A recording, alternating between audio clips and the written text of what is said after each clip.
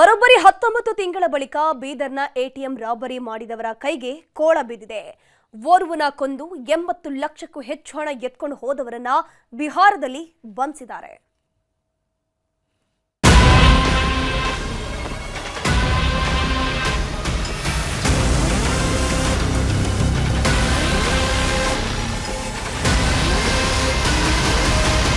Main ಆರೋಪಿಗಳು ದಿನ bike ಮೇಲೆ ಬಂದ ಇಬ್ಬರು ಆರೋಪಿಗಳನ್ನು ನಿನ್ನೆ ನಾವು ದಸ್ತಗಿರಿ ಮಾಡಿದ್ದೇವೆ. ತುಂಬ ಕಷ್ಟ. ನಮ್ಮ ಬೀದರ್ ಪೊಲೀಸರು ಏನು ಹಿಡಿದಾರಲ್ಲ ರೀ, ಅವ್ರಿಗೆ ಧನ್ಯವಾದ. ನಂದು ಇಳಿ ಸಂಜೆ ಹೊತ್ತು ಇಡೀ ಏರಿಯಾ ಗಿಜಿಗುಡ್ತಿತ್ತು. ಎಲ್ಲಾ ಕಡೆ ಜನ ಓಡಾಡ್ಕೊಂಡಿದ್ರು. ಇದೇ ಹೊತ್ತಲ್ಲೇ ಅಂತಾರಾಜ್ಯ ಡಕಾಯಿತರು ಎಂಟ್ರಿ ಕೊಟ್ಟಿದ್ರು. ಎಟಿಎಂಗೆ ಹಣ ತುಂಬಲು ವಾಹನ ಬರ್ತಿದ್ದಂತೆ ಅಡ್ಡ ಹಾಕಿದ್ರು. ಸಿಕ್ಕಂತೆ ಗುಂಡು ಹಾರಿಸಿದವರು ರಕ್ತದ ಕೋಡಿ ಹರಿಸಿದ್ರು. ನೂರಾರು ಜನರ ಎದುರಲ್ಲೇ ಕಂತೆ ಹಣ ಹೊತ್ಕೊಂಡು ಬೈಕಲ್ಲಿ ಎಸ್ಕೇಪ್ ಆಗಿದ್ರು. ಅವತ್ತು ಕಣ್ಮರೆಯಾದವರು ಬರೋಬ್ಬರಿ 19 ತಿಂಗಳ ಕಾಲ ಚಳ್ಳೆ ಹಣ್ಣು ತಿನ್ಸಿದ್ರು. ಪೊಲೀಸರ ಕೈಗೂ ಸಿಗದೆ ಕಣ್ಣಾ ಮುಚ್ಚಾಲೆ ಆಡ್ತಿದ್ರು. ಹೀಗಾಗಿ ದರೋಡೆ ಪ್ರಕರಣವನ್ನ ಸವಾಲಾಗಿ ತಗೊಂಡಿದ್ದ ಪೊಲೀಸರು ಕೊನೆಗೂ ಭರ್ಜರಿ ಕಾರ್ಯಾಚರಣೆ ನಡೆಸಿದ್ದಾರೆ. ಬಿಹಾರದಲ್ಲಿ ಬಿಂದಾಸ್ ಆಗಿ ಓಡಾಡ್ಕೊಂಡಿದ್ದವರನ್ನ ಲಾಕ್ ಮಾಡಿದ್ದಾರೆ.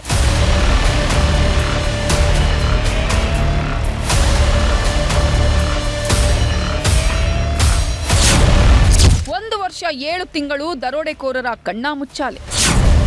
ಬಿಹಾರದಲ್ಲಿ ತಲೆಮರೆಸಿಕೊಂಡಿದ್ದವರಿಗೆ ಬಿತ್ತು ಖಾಕಿ ಬಲೆ.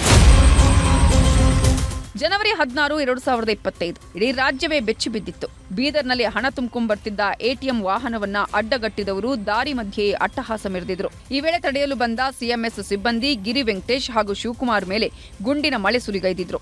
ಜೀವವನ್ನೇ ಪಣಕ್ಕಿಟ್ಟಿದ್ದ ಗಿರಿ ವೆಂಕಟೇಶ್ ಸ್ಥಳದಲ್ಲೇ ಸಾವನ್ನಪ್ಪಿದ್ರೆ, ಶಿವಕುಮಾರ್ ಸಾವಿನ ದವಡೆಯಿಂದ ಪಾರಾಗಿದ್ರು. ಅವತ್ತಿನ ಆ ಘಟನೆ ಇಡೀ ರಾಜ್ಯದ ಜನತೆಯನ್ನೇ ತಲ್ಲಣಗೊಳಿಸಿತ್ತು. ಹೀಗಾಗಿ ತನಿಖೆಗಿಳಿದ ಪೊಲೀಸರು 19 ತಿಂಗಳ ಬಳಿಕ ಹಂತಕರ ಹೆಡೆಮುರಿ ಕಟ್ಟಿದ್ದಾರೆ.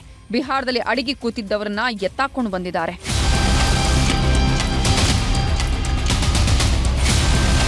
ಎಟಿಎಂ ರಾಬರಿ ಆದ ದಿನದಿಂದಲೂ ಪೊಲೀಸರು ಹುಡುಕದ ಜಾಗವಿಲ್ಲ. ವಿಚಾರಣೆ ನಡೆಸದ ಶಂಕಿತರಿಲ್ಲ. ಹಲವು ರಾಜ್ಯಗಳಿಗೂ ಹೋಗಿ ಬಂದಿದ್ರು.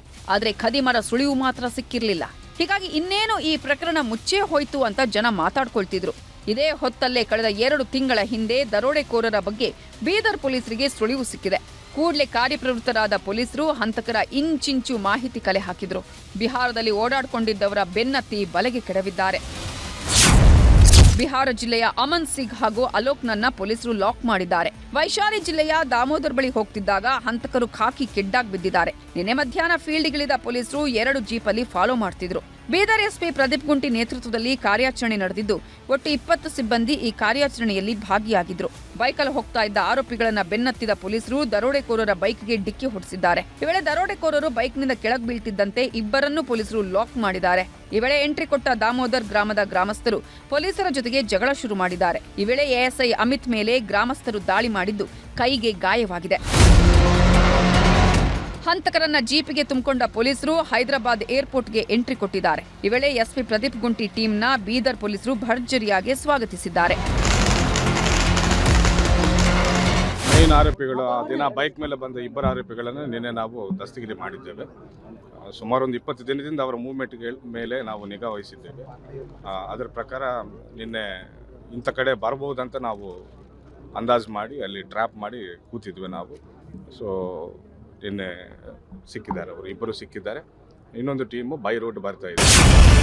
ಹಂತಕರು ಅಂದರ್, ಮೃತ ಗಿರಿ ಕುಟುಂಬಸ್ಥರು ಖುಷ್. ಎಟಿಎಂ ಹಂತಕರನ್ನ ಪೊಲೀಸರು ಬಂಧಿಸಿದ್ದಾರೆ ಅನ್ನೋ ಸುದ್ದಿ ಗೊತ್ತಾಗ್ತಿದ್ದಂತೆ ಮೃತ ಗಿರಿ ವೆಂಕಟೇಶ್ ಕುಟುಂಬಸ್ಥರು ಸಂಭ್ರಮಿಸಿದ್ದಾರೆ. ಬೀದರ್ ಪೊಲೀಸರು ಕೊಟ್ಟ ಭರವಸೆ ಹುಸಿಯಾಗ್ಲಿಲ್ಲ. ನಮ್ಮ ಮಗನ ಆತ್ಮಕ್ಕೆ ಶಾಂತಿ ಸಿಗಬೇಕು ಅಂದ್ರೆ ದರೋಡೆಕೋರರಿಗೆ ಗಲ್ಲು ಶಿಕ್ಷೆ ಆಗ್ಬೇಕು ಅಂತ ಆಕ್ರೋಶ ವ್ಯಕ್ತಪಡಿಸಿದ್ದಾರೆ.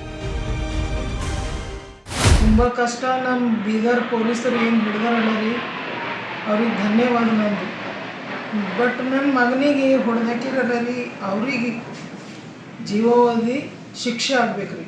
ಇಲ್ಲಿವರೆಗೆ 18 ತಿಂಗಳು ಲೇಟ್ ಆದ್ರೂ ಪರವಾಗಿಲ್ಲ, ಹಿಡ್ದಾರ.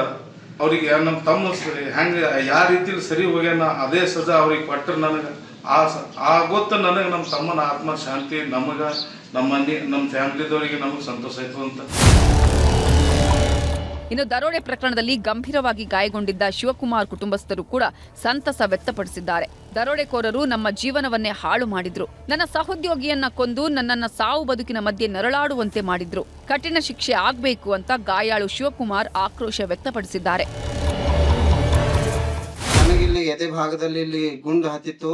ಅದಾದ ನಂತರ ಇಲ್ಲಿ 19 ತಿಂಗಳಾಯ್ತು ಇಲ್ಲಿವರೆಗೂ ನಮ್ಮ ಬೀದರ್ ಪೊಲೀಸರು ಸ್ಪೆಷಲಿ SP ಅವರು ಆ ದರೋಡೆಕೋರರನ್ನ ಹಿಡಿದಿದ್ದಾರೆ.